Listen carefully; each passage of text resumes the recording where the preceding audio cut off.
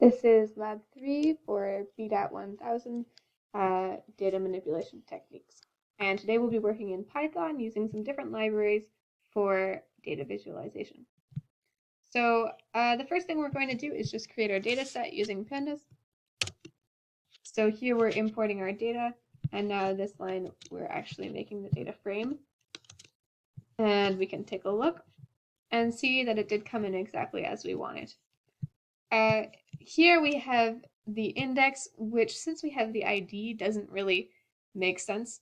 And I'm just going to change it to the first letter of the animal name. Now we can see that change has been made. If we wanted information about specific rows, we can use the iloc command. So it starts at 0 for the first row, and then 1 would be the second row, so on and so forth. And so here we just get all of the different information about our first row. As you can see, the name has been changed to the letter D. That was done when we updated our index.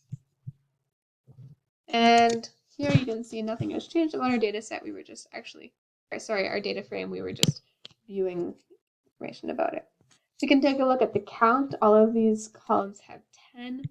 There are no null values. Otherwise, some of those numbers might be less than 10.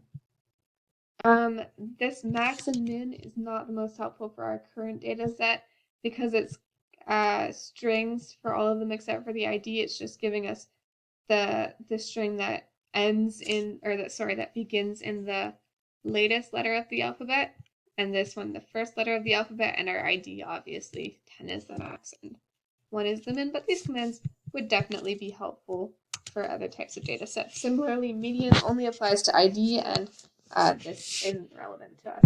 There's no reason why we would need to know the median of our ID for this data set, at least. We can use the describe command. Again, not super relevant for this data set, unfortunately, but it's good to see what we have and how it could be used for other ones in the future. We want to just take a look at it. We can make the scatter plot to compare two of the variables together. And now it's important to remember that this is because these are not ordered in any way. They're simply nominal data. There's no real, we're not looking for correlations or anything, even though it kind of looks like there's a line. That is just by chance. But we can see mammal, there are 2 different colors of mammals, and all the others only have 1. Green has 3 different mammals or 3 different types of animals represented, whereas all the other colors are only represented by 1. So some interesting information still. As we move on to the second part of the assignment, we are taking our data from an open data set found on the Toronto Police website. You can see it right here, and this data set has information about serious traffic incidents. Either people were killed or seriously injured.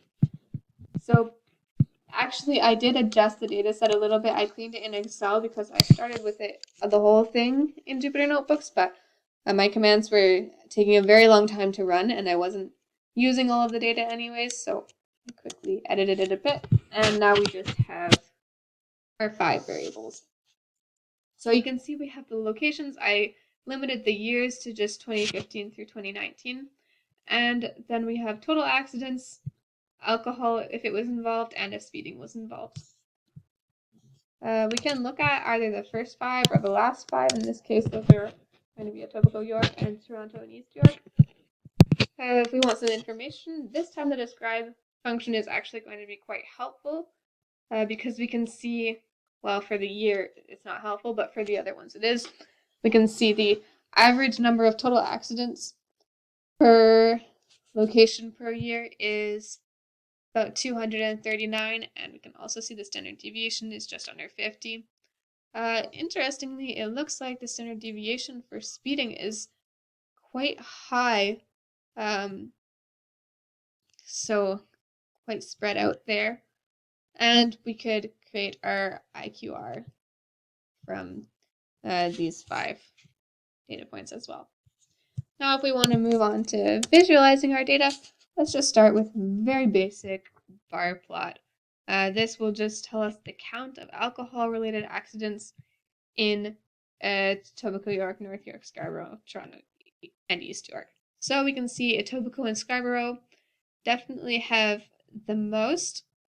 North York and Toronto and East West have slightly fewer, but the differences between these, you would have to maybe look at the number of total accidents to see how meaningful these differences are.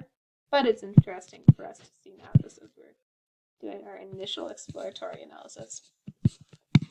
If we want to make a plot that's a little bit more meaningful, we can create this line chart. All of these are using matplotlib, by the way.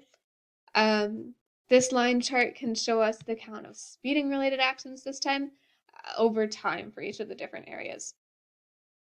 So what this chart makes me curious about is I kind of noticed that a lot of them seem to be following the same trend of going up one year, down the next, up one year.